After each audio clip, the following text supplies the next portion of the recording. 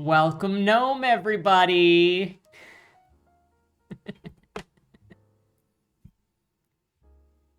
Hello, everybody. My name is Ian Kirkpatrick. I'm an author, idiot, and loin streamer, and today is the best day of the month. Can we get a sound effect, please?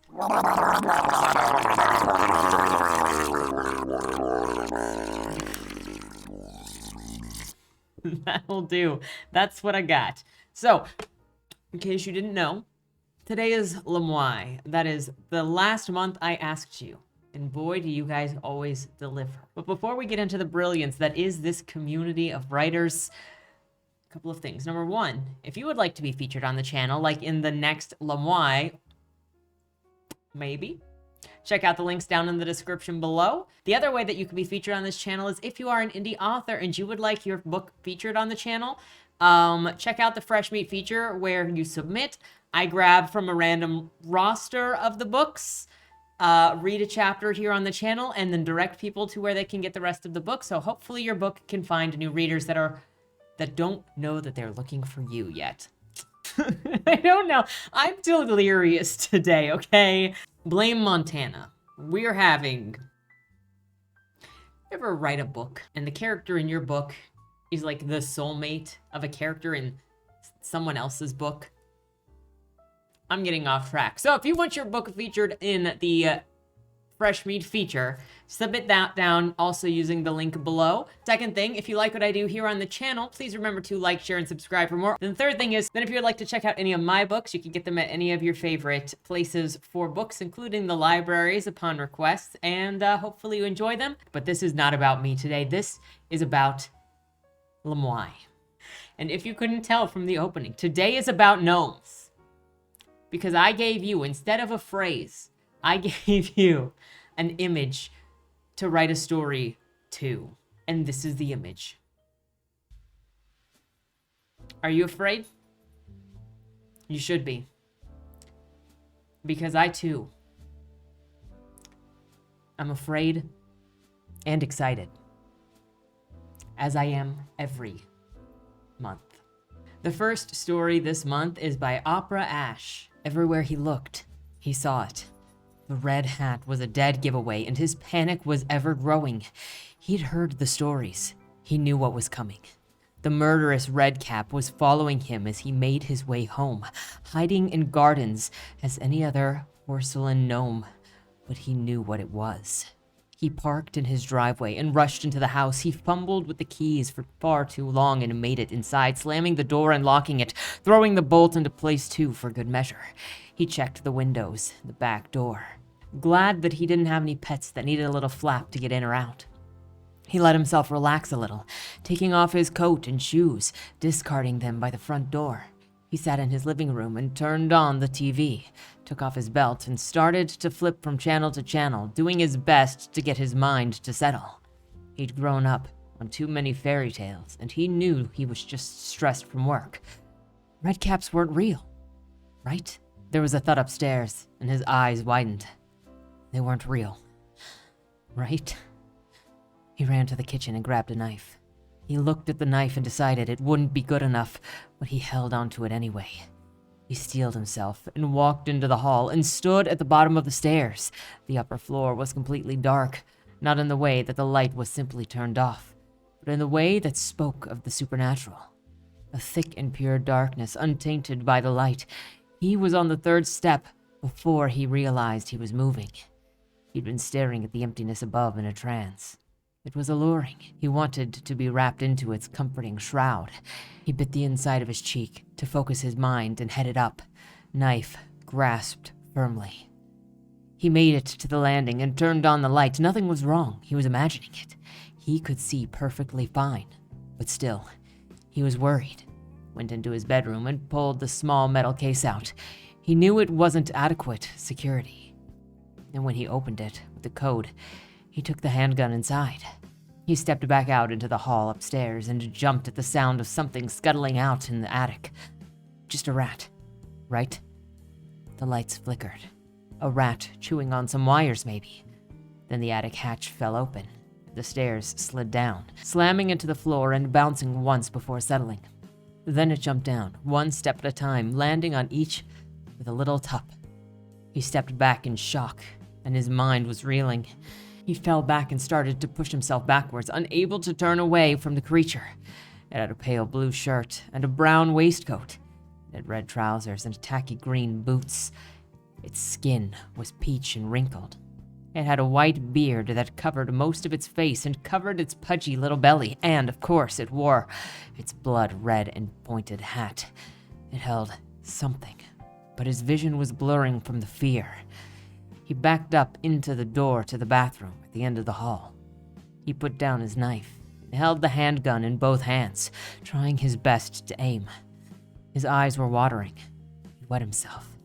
His whole body shook. It hurt to breathe, and he couldn't even scream. He pulled the trigger, the boom louder than he'd expected. He thought his shot was on point, but the red cap moved its tiny hand and diverted the shot to the side. He shot again and again and again. He could see the anger on its tiny little face when he unloaded the whole gun at it, but nothing landed. He held out the knife in both hands and tried not to cry. When it reached him, it kicked his foot and dropped something. Then, surprisingly, it turned and walked away. "See if I do anything nice for you again," it said, jumping up the steps to the attic. He watched it go, clutching his chest. He picked up what the creature had dropped and saw it was his wallet. 20 minutes later, he was in the back of a police car, arrested for firing his gun indiscriminately. Great tension building. That was so good.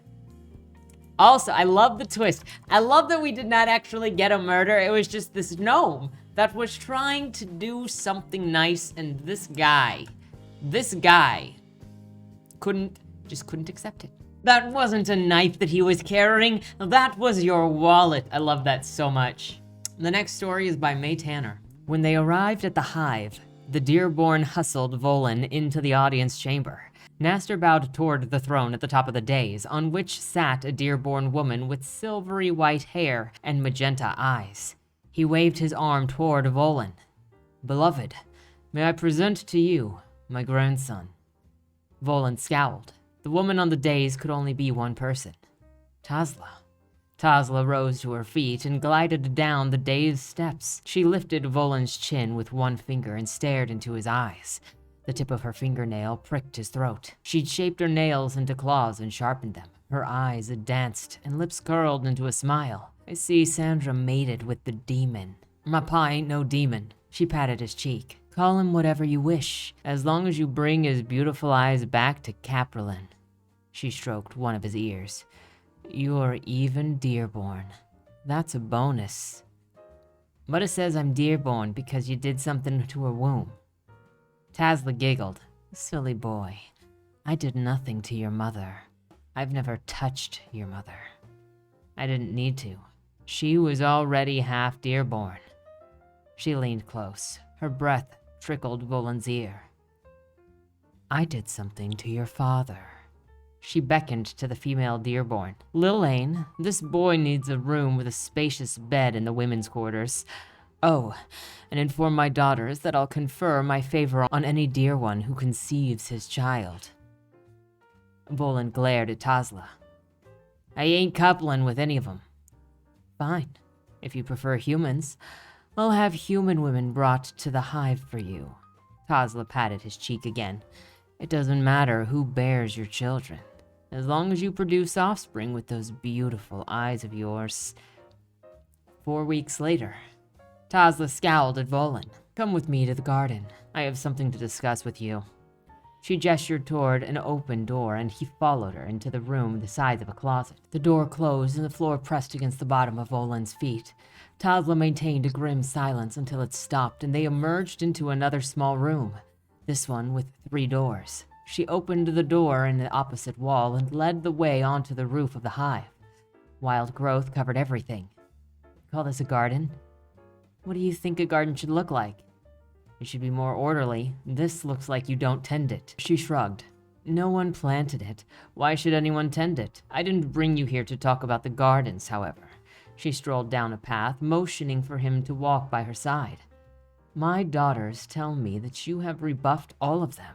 So of the humans that I brought here, I've allowed you the freedom to choose your mate. If you refuse to do so, however, I'll choose them for you. I want your eyes among my children." Something erupted from under Tasla's feet and darted into the undergrowth. She stopped. "Look at this." She spread the plants beside the path to show a nest containing half a dozen fuzzy little creatures. That must have been his mother that ran away. She picked up a baby, ripped its head off, and tossed it away. Volan froze.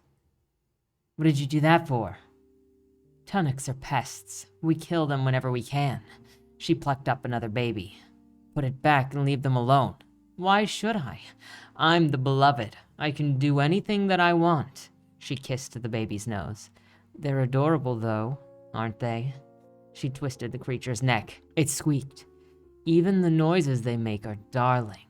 She ripped its head off, tossed the remains, and bent to pick up a third baby. Volan spotted a vine-wrapped metal pipe. He grabbed it and tried to rip it from place. Tasla killed the third creature as casually as she had killed the first two. Volan twisted the pipe. It came free in his hand. He swung it, striking Tasla on the shoulder as she picked up another baby. She dropped the animal and turned, arms raised. "What are you doing?" He swung the pipe over and over. One blow struck her arm and broke it. The next blow landed on her head. Her forehead split open and fell. She continued beating her until she lay still. Kneeling, he gathered surviving babies on their nest, hiding them deep in the undergrowth, close to where the mother had fled and away from the path. He stepped back. Tasla lay still and silent on the path. He knelt beside her and examined her. She had no pulse and wasn't breathing. She was dead. He had killed her. He bowed his head and pressed his hand to his mouth, feeling sick. In a panic, he leapt to his feet and ran to the door. He had to get out of the hive. The door to the moving room had shut behind them when they arrived. He checked the other door. It opened into a stairwell. He raced down the steps. At the bottom of the stairs, he found a door. On the other side of the door was an unlit hallway. He strained his eyes, trying to see down the hall. In the distance, a light flickered on. There was a flash of red and white, and the light went out. He furrowed his brow. Had something moved? Another light flickered on, closer this time, revealing a compact red and white figure heading his way. Was that a weapon on its hand? He slammed the door shut and sank to the floor with his back to it, running his hands through his hair. Above him came a sound of another door opening. Between the blurry red and white figure on the other side of the door and whoever had entered the stairwell above, they had him trapped. Well, that's not fair. You're leaving us in a cliffhanger. Also, what happened with the before 4 weeks later? Obviously he didn't hook up with any chicks because she's like, give me a child. Still. But this garden scene and her snapping all of these little babies and then going into the hall and there's the things are getting ready to come at her. Someone about to be in some major trouble is all I'm going to say. The next story is by Allison Miller. She always asked, why her? Why that bitch was only here a month and not Megan, who had been there 7 years? Some tart just popped in and took her job. That was it. It was payday and Megan said, "I quit. Fuck you all." She checked her phone again and again, but no one was texting her. She checked social media, but no one was talking about Megan. They were talking about her. Megan quit all social media and uninstalled the apps. She spent her last paycheck on alcohol, weed, and new toys from Adam and Eve. Right before she passed out from overindulgence, an alert sounded. Pushing herself up, she scrambled over to her phone. Through her drunken fog, she tried to read the job alert posted just minutes ago. "Fuck it. I'll apply," she slurred, tapping until the application was sent. Tossing her phone aside, she reclined, passing out immediately. That was a year ago now. She arrived at the house ready to take care of this man's dying fiancé. 4 days into the job, she died, and as she went to tell him, something stabbed her in the back, paralyzing her almost instantly. She fell hard to the floor, knocking out one of her teeth. He picked her up, dragging her to a human-sized dumbwaiter and shoved her inside. The wood creaked around her, echoing loudly, exacerbating her head trauma. She was switched out for the woman she'd been taking care of. Come on, Grace, he said, dragging her by the arms to the bed. She was slowly coming out of it and intended to fight. He placed a chloroform-filled rag over her face and shoved the IV into her arm. That's all she knew now. The incessant tap of the IV drip, the alternating voices of CNAs that would bathe, wipe, and dress her. The little gnomes on the wallpaper around her went from romantic dates with their gnome wives to knife-wielding psychos that cut the eyes and lips off their lovers, leaving them to bleed out in the grass. Depending on the drugs, the gnomes would sometimes come out of the wallpaper and crawl towards her, like in Puppet Master. One of the aides loved to watch horror movies and laugh at the violent scenes. Megan pushed through the fog of her drugs to turn, hoping to unplug the TV that hung on the wall. However, as she did, her eyes fell on the stand that held the IV and heart monitor. Having a brief moment of clarity, she remembered IV drips don't need electricity to work, and she didn't want to draw attention to herself as the day aide was downstairs getting railed. Her fingers fell on the tape that held the needle in. It was already frayed. She didn't get very far. Loud noises of those two finishing filled the room, stabbing Megan's brain with their guttural climax. Abandoning the peeling of the tape, Megan pushed her head into the pillow. Mikey's rattling car pulled up. The lovers scrambled to get dressed. No, those are my underwear. Get caught, Megan hoped. If they were caught, maybe she could get moved to a hospital. Maybe people would notice the inconsistencies in her condition. Curt conversations occurred, and Mikey took over. His heavy feet clomped up the stairs, sighing as he saw her. Taking the bed rails down, he placed her on a table, strapping her in and lowered her to the bariatric tub, turning the jets on and retreating to the room. He placed something on the counter, drawing her attention to it. It was a gnome. He spouted about something to do with Dungeons and Dragons and how he was bad at dimensions and 3D printed it bigger than necessary. He lifted her up and washed her back. She curled her fingers around his and attempted to speak. His grip tightened on her, calling her by the name the man who trapped her here had given her. My name is Megan. It was right there, but it was painful, trying to get her mouth to form a sound. He lowered her down and turned the drip up. Once her sheets were changed and she was put back to bed, Mikey stupidly played with the gnome. It had a torch and a sword. And any other time, it would be cute. But now she wished it had become sentient and cut the drip, set her free. He placed her in such a way that she couldn't pick up a Band-Aid. She wrapped her fingers around the line, pulling it and making no progress. He stood. Time to turn, he said. He readjusted her, now facing the bathroom. Oh shit, it came out, he said. Now we gotta call the nurse. He left, going downstairs to find a number for the nurse. The bed rails were down. Slowly, she inched her foot to the edge. Her ankle clunked against the bed, getting her toes stuck in the space between the bed rail and the frame. Agonizingly, she pulled her toe out and dangled her leg down, pins and needles racking her body as she hung it there. Finding it useless, she used her other leg to scoot her butt over to the edge, rolling quickly off and knocking Mikey's stupid gnome down. The noise downstairs ceased, and he called out again. Grace! Did this idiot really think that she had the ability to respond? The tentative nature of his steps urged her to keep pushing. Each crick sounded heavier than normal. She turned onto her stomach, pushing her hands under her to army crawl away. Grace! He said, grabbing her and putting her back on the bed. My name is Megan. The nurse came in, found the vein, and attached the IV again. The demonic gnomes were back, this time, cutting Mike and dropping him into a hole. My name is Megan, she thought again and again, knowing it to be fruitless. I love the creativity of the gnomes in the wallpaper. And the gnome is not actually the bad guy. It's used in different ways. I love it. The next story is by channel favorite Egao Chan. You should definitely check out his stuff. Look, I haven't read his stuff yet. I have his stuff. But he is hilarious and wonderful. So at the very least, you should follow him in what he's doing. And he's also very kind. He's not just hilarious. Saifu. Kid, wake up. The first light just broke in the morning. Ken went into a half-asleep, half-awake state, like he had before. The same gentle, slightly snarky voice called to him, and invisible strings pulled his body like a puppet. Wake up, you lazy possum. It's time to practice. As they say, the best time of day is the morning. Come on, Saifu. I'm tired, Ken whined, but somehow his body moved on its own. Before long, he was standing by his bed. Crane style, tiger style, then mantis style. Now, the voice urged. A bolt of energy came down from the back of Ken's head through the rest of his body, tingling his senses and activating his muscles.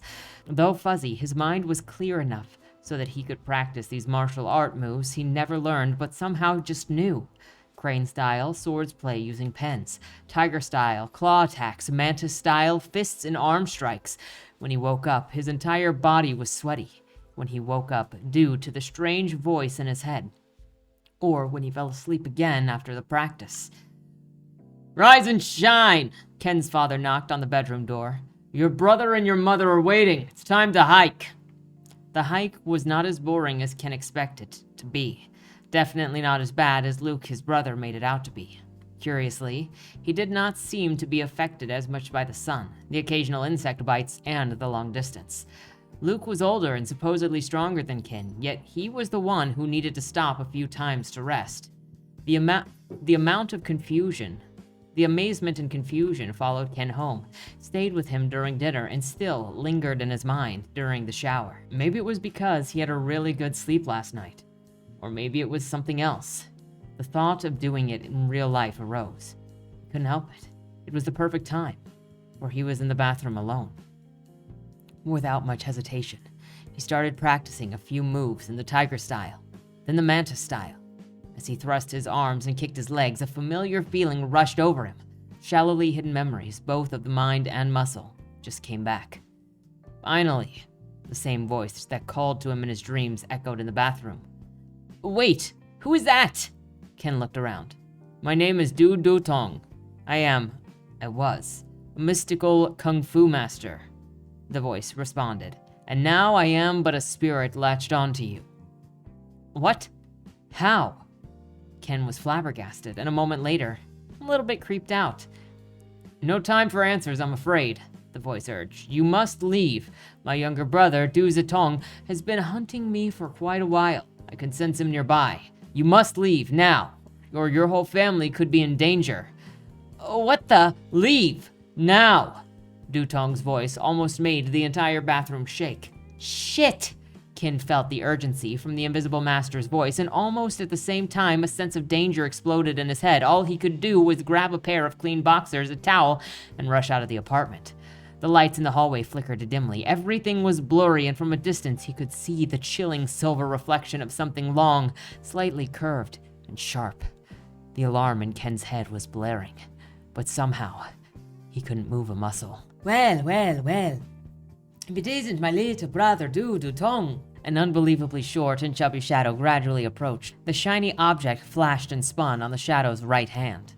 This is Du Zitong, the invisible master urged Kevin. You need to run. You're no match for him. Run! Why does your brother have an Irish accent? Ken asked, almost out loud, but somehow still couldn't move his legs. 'Tis the result of the dreaded vessel. The shadow came closer, right under a flickering light in front of Ken. A gnome holding a chef's knife. And you're going to die, you pathetic meatbag! Ah! Before even finishing his sentence, he lunged forward, spun in the air with the knife swinging right at Ken's neck. Defend yourself!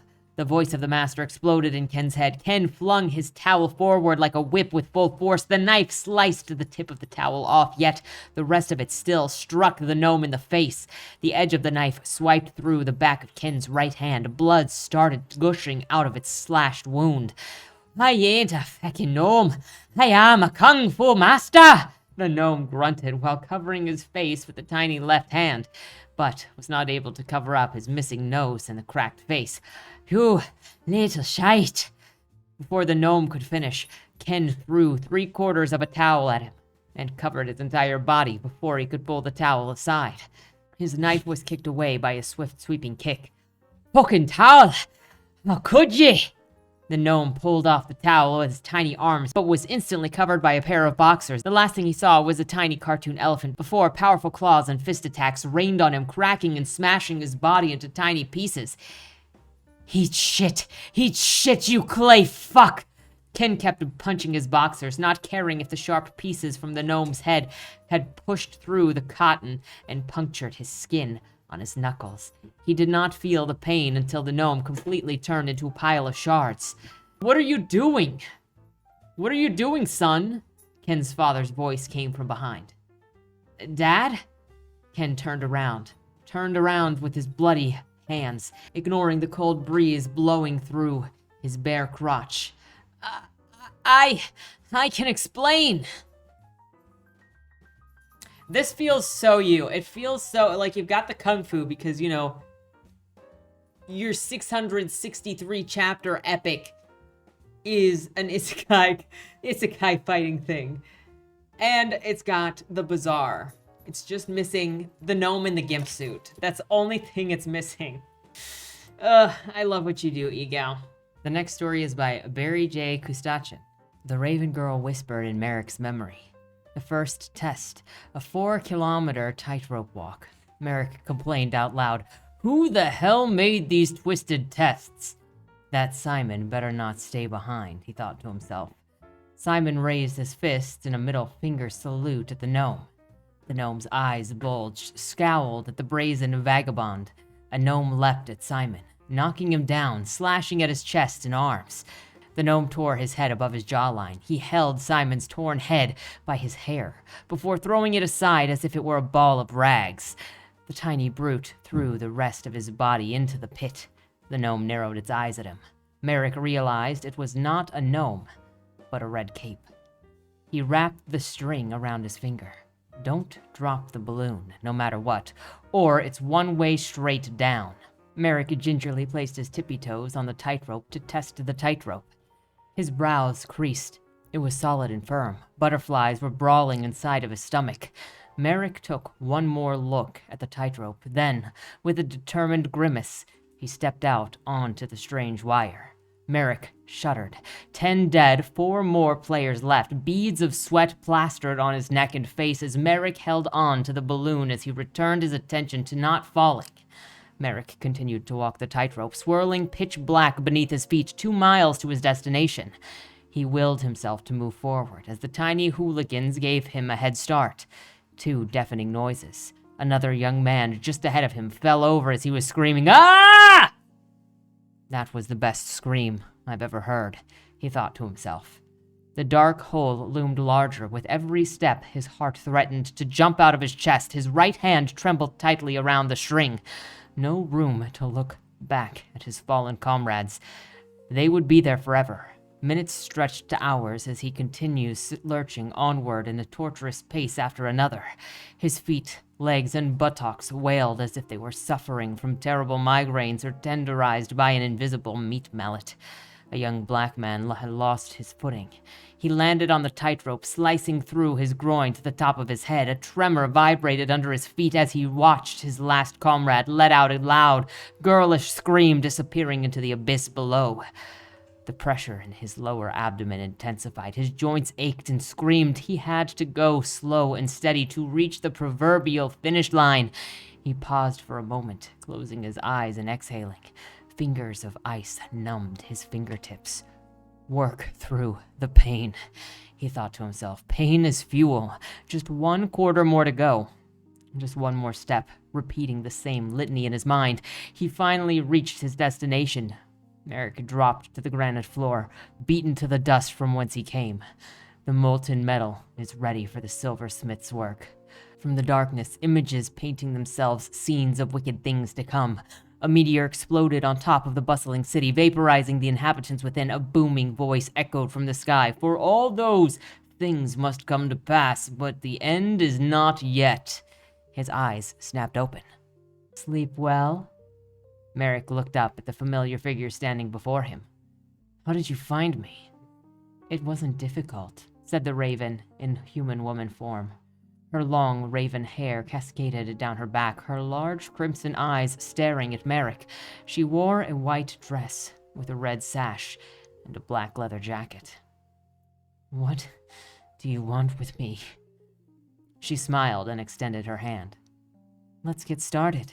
Merrick shook his head and backed away. No, thank you. You know that this is your only chance at redemption, she said. He took another step backward. I am not going to take part in any more of this, the Raven cawed. You can't run from your fate. I don't even know what my fate is. She laughed and walked toward him. You're a fool. You know exactly what awaits you.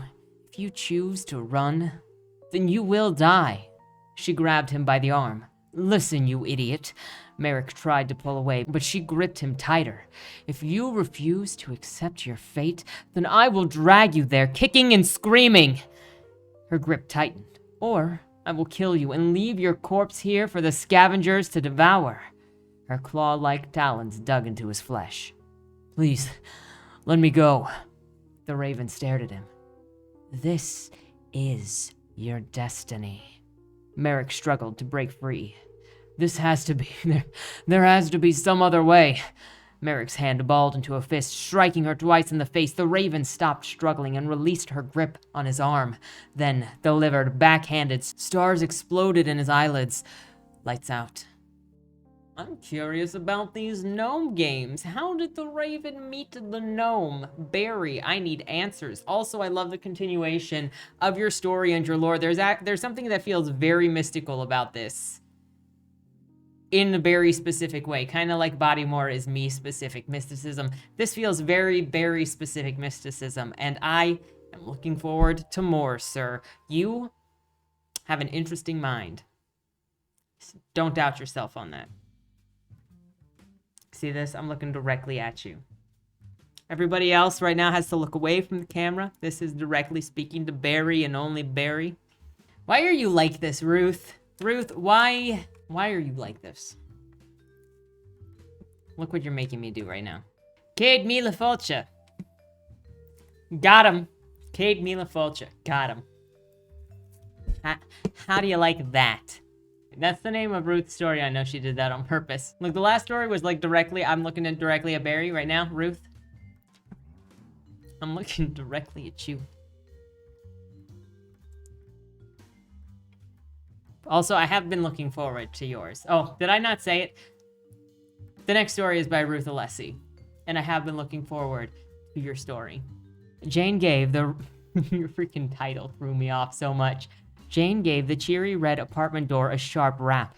Heavy footsteps approached, then stopped, and a deep voice boomed. Xander, it's for you. To hide fidgeting fingers, Jane tucked her hands behind her back. A second set of footsteps approached, followed by muted whispers. The door swung open, and Xander stepped out. When he smiled, her heart skipped a beat. Hey, Jane. She forced her face into a bored cop mask. Hi, Xander. How's it going? Xander shrugged. Same as last month. I need verbal confirmation. I'm fine. Jane frowned. Your mother's worried sick. I know. You should call her. He winked. But then you'll stop visiting me every month. Jane adjusted her tactical vest. This isn't a social call. Officer D, why don't you come in and stay a while? The deep, booming voice belonged to the apartment's other resident, John. Catching sight of him through the gap in the half-open door, Jane gasped. In place of the flannel-clad, broad-shouldered man stood a wooden creature, thorny, with pointed ears, clawed fingers, and a wizened, narrow face. In its hand gleamed a crumb-crusted butter knife. She blinked, and John beamed at her through his bushy beard. Well, she blinked again. Would you reject my hospitality? No amount of blinking brought the strange apparition back. I suppose I can spare a minute. Excellent. I'll put on the kettle of tea. 10 long months she'd been barred. 10 long months she'd been barred entrance from this apartment, and now John was inviting her in for tea? She let Xander guide her to the sofa while she scanned the living room. Not what she expected. This modest bachelor pad devoid of any personality. Did you talk to my mom? Xander asked, eyeing the kitchen where John rummaged through the cabinets. She asked for your address again. I can give it to her with your permission. Xander dropped his gaze to his lap and shook his head. Don't. She lowered her voice to a whisper. What's going on? John set a round cake in the center of the coffee table. Tea won't be ready for another couple of minutes. Go on, get started on the seed cake. He glanced between Jane and Xander. Am I interrupting something? Jane's cheeks warmed. No. Xander, grab the plates from the kitchen and serve our guest a slice of cake. Over the next few minutes, Xander delivered forks and spoons and teacups and saucers and dessert plates to the coffee table. He was serving her a slice of thin golden cake full of poppy seeds when John delivered a squat floral teapot and matching creamer. Do you like milk with your tea? No. Black is fine, Jane said. John poured the tea for each of them, adding a splash of milk to his and Xander's cups. She tried a forkful of the seed cake. It wasn't sweet. This is your 11th visit to my home, John said after sipping his tea. Jane swallowed the last bit of her seed cake. I believe so. Yes. Are you the only officer in the department who performs welfare checks? No. John cut another slice of cake and transferred it to her crumb-speckled plate. Then you specifically request to visit Xander? Yes. John's voice turned soft. Why is that? Jane considered the fresh slice of cake on her plate. She told her sergeant she suspected that Xander Tate was being held against his will, so he gave her permission to perform the monthly welfare checks Xander's mother kept calling in. Jane took another nibble of cake, savoring its bland yet enticing flavor. Don't you find it strange how Xander dropped his friends, quit his job, and stopped calling his mom to sit around your apartment? I don't find it strange at all. Why not? 'Cause Xander's friends are good-for-nothing Krausers who nearly murdered him with alcohol. He's a lousy lawyer. It was a matter of time before his employer realized he was billing clients for time spent playing Fruit Ninja, and his mother is a codependent harlot who burdens him with unnecessary details of her sex life. Xander choked on his tea. Still sputtering, he excused himself to the bathroom. Jane watched him leave. This needs to stop, John said. Jane's attention snapped back to John. Huh? What you're doing is unprofessional. What you're doing is unprofessional. What are you talking about? I don't blame you. Xander's a comely lad. He served her another slice of cake. She hadn't realized she'd finished the second one. I've done nothing but help Xander. He's happier, healthier than he's ever been. She stuffed another forkful of cake into her mouth. In the 10 months since Xander was first reported missing, she'd done some investigating. Carousing was a polite word for the kind of partying Xander's friends did, and what John said about Xander's mother and employer matched her observations. You're not the first person to come after me. Jane glanced over the rim of the teacup and nearly spewed hot tea everywhere. The vision of a strange, thorny creature didn't last long. One blink, and smiling, bushy-bearded John was back. I expect you to know how it feels when everyone casts you as a villain. Reluctantly, she found herself nodding. People watched her when she was on patrol like she intended to do them harm, and it cut deep. She swallowed a mouthful of tea. I want to help people. And I want to help Xander. Her radio crackled. Dispatch asking her to check in.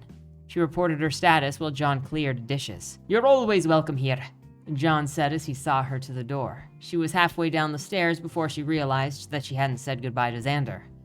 Jane! Xander's voice echoed down the stairwell. He sounded needy, desperate. Her heart fluttered. John was right. She had feelings for Xander, and any further contact would be unprofessional. She continued down the stairs. Part of her wanted Xander to chase after her. She didn't relax until she reached the patrol car. After she radioed herself as back in service, she stared at the apartment building that she wouldn't visit again. How close she'd come to violating her oath of honor. Goodbye, Xander. The drama of it all. I am wondering where the gnome was. I was expecting a gnome, but the drama. I do love John. He is a mysterious tree creature. Indeed. There's a lot of sussery going on is all I'm trying to say here. Did she really have feelings for him, or did that cake drug him? Because I have a feeling it's the cake. Also, I was expecting something to happen with the cake, and I'm surprised that she got out the way that she did. But John does not. John is very aggressive in a non-straightforward kind of way. I love these episodics. love the episodics that some of you guys do so much. The next story is by Chiky, our very own Chiky Longstocking. You know who you are. The gnome was chasing me with a knife in her hand, screaming frantically. I managed to get into the room and close the door behind me. The gnome hit the door and smashed her fists against it a couple of times. Stop calling me gnome! When you grow. I laughed. I'm serious, she shrieked. If you keep calling me gnome, I'm gonna break up with you. Short and sweet and to the point. Bro, I think you may lose your girlfriend. The next story is by our very own AntiSocialCritic. Some of you may know him as the winner of the Loinstream Cringe Awards. Cocaine Paddington in the flesh. All hail. It's time. This one is called Not Everyone Learns a Happy Lesson in Narnia. There are a vast plethora of realms in the world, all ordered and organized by kind and loving beings powerful enough to create and shape them to their will. Some are dull and sad, others vibrant and imaginative. In one realm, Narnia, the imaginations of man have formed a realm of kindly creatures and supernatural beings existing in near-perfect harmony. Time flows differently in Narnia than it does in the other realms, although one should hardly assume it wouldn't otherwise. Time flows differently in our world too. Slower for children and faster for adults. Agonizing for the easily bored, exhaustingly fast for those who wish to hold on to it. For the generation of English children who found themselves called into Narnia 7 times over less than a few years, time only passed a few years. But the world itself progressed eons, leaving the world facing millennia of civilization in absence of humankind intervention. Throughout that time, many hundreds of thousands of people fell into Narnia. Entire fleets of ships would fall through portals that allowed mankind to colonize the realm for long periods before their descendants were forced to integrate and live among the realm's creatures peacefully, or else otherwise accepting exile. This happened one curious time in the most mundane places and locations during a long period in Narnia's ruination at the hands of pirates. No call was made for assistance. No doorways were opened by incarnational lions. No rings were misplaced. All that occurred was a hiccup, and the wall between both worlds broke down in the worst way possible. Destry Bonner was a gentle boy living in modern-day London, far from the chaos of the Blitz that had coincided years of openings between his country and Narnia 70 years ago. He had never heard of Narnia nor read the books that would prepare the boy's imagination with how to slay dragons or avoid temptation that the medieval poets warned us to avoid. Instead, he enjoyed simple pleasures like watching television, sharing videos on TikTok, and otherwise avoiding his responsibilities. Most of all, he enjoyed making messes. One day after school, Destry returned home after hours of playing in the park with his friends, skateboarding, and making a mess of town. Much to his single mother's annoyance, he'd brought it home with him. The stout, overweight child reeked of sweat, and his hands and exposed skin were caked with a thick layer of grime and mud. She scolded him not to track those smells into the house that she had worked so hard and regularly to keep presentable. And you clean up your room while you're at it. You could get killed tripping on all the junk you leave out all day. Annoyed, Destry ascended the home to the stairs bathroom and prepared a shower. He had a long night of video games and YouTube videos planned that night, and he didn't want to waste 15 whole minutes in the shower, 10 whole minutes picking up laundry. He couldn't care less what he tracked or wore, and he wasn't afraid to lay in his own filth. Germs were his friend. He stepped into the hot shower and felt the layer of slime pour off his body and suck down the drain. The water beat against his shoulders and back as he scrubbed his arms and legs. Suddenly, Destry felt dizzy. Something changed. The water grew heavier on his back, then it grew colder. The water pressure on his back suddenly grew crushing as he felt his legs give way and fell into the tub on his stomach. He rolled over, only to see the drain of the tub beginning to consume him, to suck him in feet first. He struggled to grab the side of the tub, but it was of little use. His body somehow stretched and shrank as he fell down the tub. Destry couldn't breathe. He was fully submerged in the water. He felt the soft edges of the tub give way to the sharp rocks, and his weight sank deeper into the dark tunnel as the water sucked him down. Finally, a light appeared. The water spit him out into a massive underground pool he looked up through and saw a surface. Desperate for air, he forced himself upward and finally broke water again. His lungs desperately breathed in air as his flabby arms struggled to keep his head above water. After a second, Destry could see where he was. He was in a large cavern, and sunbeams were breaking at the far end of the structure. He dragged himself toward the edge of the water and climbed over. He moved toward the sunlight, toward the cave entrance, when all of a sudden he was met with a strange sight. Small little men in red hats, brandishing knives at the opening of the cave. They were gnomes, not dissimilar to the ones his superstitious mother kept the clay version of in their front garden, but living and breathing and very angry it seemed. One of them spotted Destry. "Oi, who's this bloke? Another pirate trying to sneak in through a bloomin' lake and pools," said one of them. "Oi, we don't need another one of them here in Narnia." Destry was frightened. He didn't know what Narnia was, but the sight of half a dozen small angry men with knives was enough to cancel out his questioning and put his lizard brain into motion. What Narnia was, he wanted out. He ran back to the pool. The only thing he knew was an entrance and dived in, searching desperately for the hole that he was sucked into. Fortunately, he didn't have to look long. A large whirlpool was at the bottom of the pool, sucking water into the deeper tunnel. He swam down, noting a large splash of water behind him. The tunnel swallowed him whole, and just as quickly as he'd entered Narnia, he found his body contorted and reshaped through a hole until suddenly he saw light pouring through his vision like the holes of a salt shaker. He fell through one, dropping 6 feet down into the bathtub, worse for wear, but not injured. He had scratches and cuts, but nothing serious. Destry sat in the water of the bathtub for a minute, the water still running down from above him.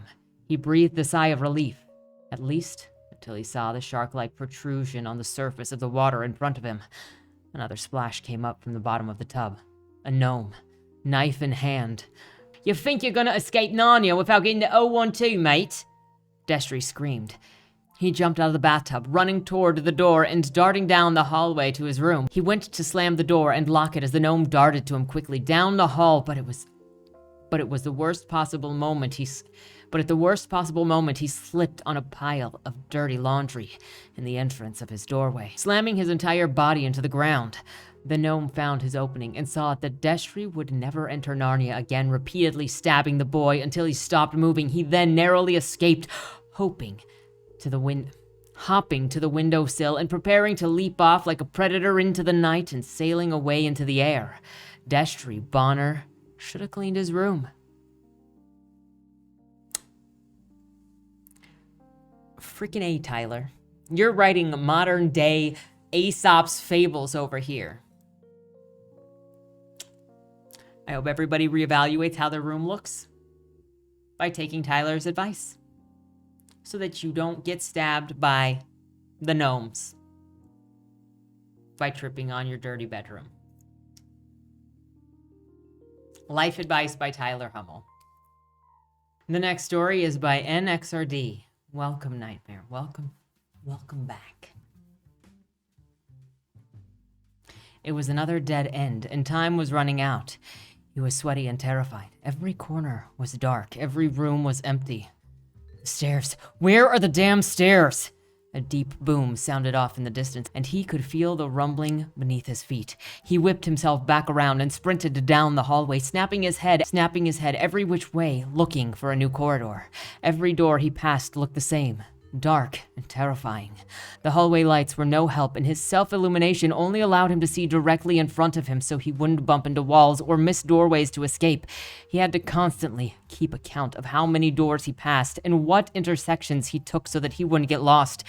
In any other situation, he would have marveled on how he was able to retain it all, but this was not the time. Boom. It happened again, but this time it was less muted and a lot louder now. Like the sound of an avalanche tearing uphill. No. He kept running faster, as fast as his stubby legs could take him. He wished he was taller. He wished that he could cover even more ground. He wished that he could. He tripped, catching a glimpse, a light dashing past the opening of another doorway and trying to escape. The The pain was unimaginable. His eyes bulged out of his head as he screamed. His vision blurred and the hallway swam. The yellow-green tinge of the hall grew an uncomfortable hint of red. He thrashed his head, trying to shake off the pain, trying to remember he needed to find the next set of stairs. Boom! This time the sound was clear, and the rumble felt more like an earthquake. He picked himself up as fast as he could, but this was difficult. His body was roundish, his arms were short, and the long cone he had on felt like a ton. Like his neck would snap off if he kept trying to stand upright. He had to roll himself onto his stomach to push up with his hands because getting up from his back was impossible. He screamed through all of it until he could stand upright, then darted down the doorway to the hall. He saw those lights. As he kept running, he was joined by another coming from a new hallway he had just passed. "Hey, do you know if this is the right way?" The other cried out. "No, I'm following someone else. We don't have much time left. The sandstone says that we have only 2 minutes left." 2 minutes clearly wasn't enough time. They got this direction wrong. The hallway seemed endless, and there was no more splitting paths. It seems like this could be it. 1 minute left. Formalities meant nothing, introductions meant nothing, but questions still needed to be asked, but there was no time. How the hell does this guy have a sandstone? And asking that question could mean the difference between life and death. He shook his head, knocking the thought away. The stairs were the real goal. He could ask later. He could see it. The stairs were a few feet away. "Time's up." Boom! The floor and walls began to crack and crumble, the walls ripping apart and fly in shards, revealing a void, and in that void, eyes began to open, monstrous, terrifying eyes. It was as if the void itself were a face for the horrors. The stairs began to flicker. "We gotta jump!" yelled the other behind him.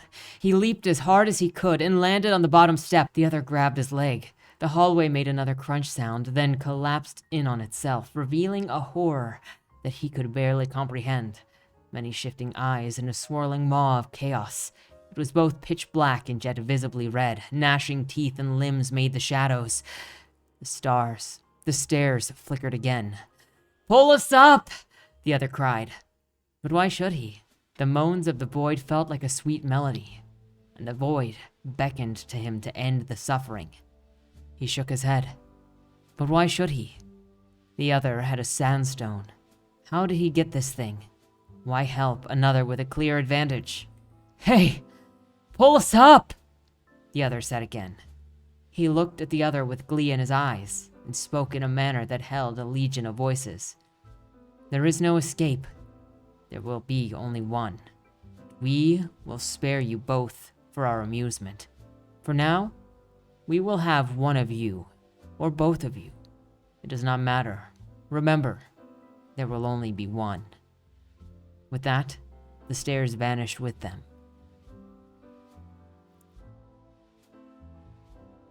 It's the Gnome games. It's Gnome Eat Gnome World. Very great tension. Also, all running down to the hall. I also like that this took, instead of like doing, because obviously the picture evokes horror of like being chased. But this is more action adventure. So I like the direction that this was taken in, as opposed to being like, the gnome is the bad guy chasing you. This is the hardship of the gnome. You're always very good at tension, Nightmare. The last is by the queen of the dork, KawaiiGroovycat herself. Praise be. Everybody better prepare yourselves. I don't know if I am prepared. Give me a second to prepare myself. I now believe I am ready for anything that KawaiiGroovycat could throw my way. Sander was nothing if not absolutely committed to his decision. After all, he was perfect, and perfect people could only make perfect decisions, right? Moving out the night of his 18th birthday was the best decision he could have ever made. Finally, freedom to type away day and night without overhearing his father's wife tell Miranda to keep her distance from him because he was going to be a serial killer or a school shooter when he grew up. He wasn't the one mailing broken glass to someone he hated for no reason, so what leg did she have to stand on? Flexing his perfection and alluding to potentially being a serial killer even if he was only murdering paper and ink people, just to woo a girl with a princess complex and obsession with romance was another perfect decision that he had no regrets about, even if he hated tea and pretty much every kink she was into. However, maybe running away with Miria when she told him that they were going to partake in knife play disguised as a gnome was not the most perfect decision. His fake beard was so itchy, resting on top of his very real stubble, and his pants didn't even fit him right. At any moment, these could fall right off, which made running way more difficult than it should have been. Sander could hear her laugh reverberating down the hallways as though she were hovering right next to his ears constantly. "Don't do this to me, Sander," she'd said after he had kicked her in the chest and escaped her bedroom. "I can't have you telling on me for this little quirk of mine. I'm sure that I can convince you that nothing's wrong here. I'll even kill you quickly and painlessly, I promise." The bodies Sander had seen hung up in the streets, pins stabbed through their hands, bloody tears streaming down their faces, where their eyes had been slashed out, and enough holes in their chest to make Swiss cheese blush, told him otherwise. The news had dubbed her the cherry bomb killer due to the brutal nature of her murders and the cherry symbols drawn on her victims' cheeks in bright red lipstick. Even though he had written about murders far more sadistic and unusual in nature, Sander had nearly fainted at the sight of his own blood after Mira had tried to stab him in her bed. She'd missed his heart, instead embedding her knife in his shoulder. Now, he was playing a terrifying balancing act of trying to hold his pants up while also trying not to bleed out lest he lose too much blood or let his blood be used to track him down. Perhaps he should have prioritized the injury more, but Sander was still perfect, and imperfect people didn't deserve to see his tighty-whities, especially not serial killers who murdered their boyfriends as soon as they were bored of them. "Sandy!" he heard her calling out again. "How's your shoulder feeling? Can't imagine it's very pleasant, but you know what would feel good for both of us?" Sander didn't dignify that with a response, but it seemed like she didn't care if he did. "If you just let me murder you, just a little bit, I'll let you stick your little Sandy in my butt while you bleed to death." Sander wanted to throw up. He couldn't believe what he had gotten himself into, dating such an imperfect girl on one hand. For being such a flawed creature, she did have the perfect ass. But on the other hand, having one perfect body part didn't make someone a perfect person. Sander knew that well, because he was perfect, and perfect people shouldn't concern themselves with troubled creatures like this psycho. Sadly, Trouble didn't care who was perfect and who wasn't, and try as he might, Sander had only made it to the entrance of the kitchen downstairs when Miria caught up to him, tapping him on the shoulder. He sharply turned around and was met with her fangled smile, which stretched the scar across her face until it seemed to be smiling at him too. "There you are," she said, "and here I thought I'd never find you." Sander quickly backed into the kitchen, shaking, not making a single sound, but when his heel pressed against the oven door, and the woman slowly started stepping closer to him, his scream was loud enough to wake the dead in her basement. It seemed that neither she nor any god that existed listened to his loud pleas, for the woman threw off her tiny red sweater and stepped closer to him, wearing nothing on her chest but a concerningly thin black bralette. Sander's knees buckled, and he pressed his elbow into the stove's control panel to keep himself from crumbling to the ground. He felt even smaller as Miria stepped even closer to him. Sander didn't even take a breath as he continued to yell. Miria closed the distance between them, and Sander's scream finally started to form words. Get the hell away from me!" Miria chuckled, putting her hands on his chest and caressing it. Sander then became extremely aware that his head was hovering right over the stovetop. At any moment, she could turn on the stove while she was fondling him, and all it took was one shove of his head down on the stovetop and he'd be burning to hell. He glanced off to the side of the window, his only escape at that point. But with Miria on top of him, it would be difficult, if not impossible, to actually get there unless... Sander had an idea, and since he was perfect, he knew his idea would be perfect too. Just play along until she's adequately distracted, or at least until she forgets for just a moment that she wants to kill you. Sander cautiously lifted his arms, letting himself lean against the stovetop. His hands moved up her arms until they found themselves in her wild pink hair, drawing her face close to his. Miria brought her lips close to his. Wow, Sandy. Didn't think that you were the sort of person to actually be attracted to serial killers. Sander chuckled. What can I say? I'm an aspiring mystery novelist. I should improve my craft through practical research, yeah? Write what you know. It's what everyone says. Miria gave Sander a teasing peck on the lips. I'm sure God will love whatever you publish from heaven. Sander didn't miss the serrated edge of the knife that hovered over his chest. He pouted. At least kiss me with tongue before you kill me. Is that too much to ask? No, Miria replied. I may be a serial killer, but I'm not a psychopath. I'd be more than happy to serve you your last supper. And then she crushed her lips to Sander's. He didn't even get a chance to gasp for breath before she pinned him down to the stovetop and forced her tongue into his mouth. Sander's heart raced. Sure, he was perfect, and he deserved better than an insane woman, but he was also a man with urges, and for one tantalizing moment, he almost let himself act imperfectly.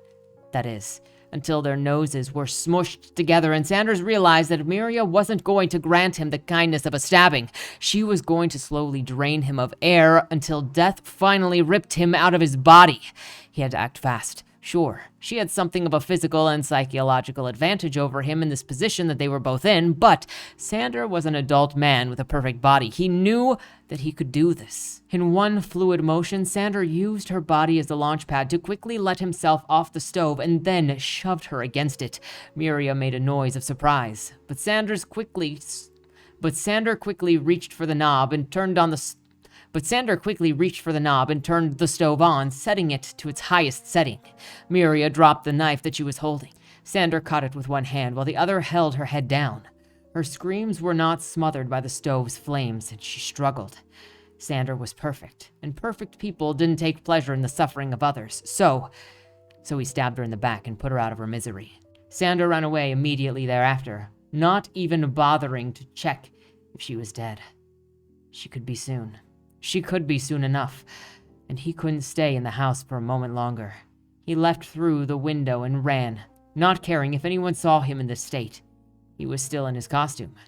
Days later, news of the cherry bomb killer's murder circulated like wildfire. Her crimes exposed, and the killer's clothes were found at the bottom of a well. He was thereby dubbed the Killer Gnome.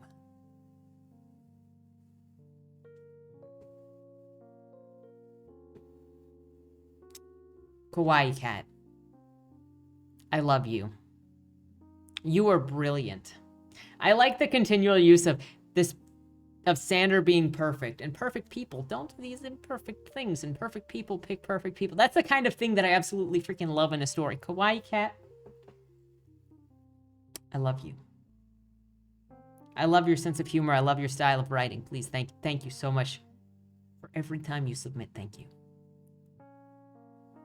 I don't know what else to say. Though, did the hard hat prepare me for this?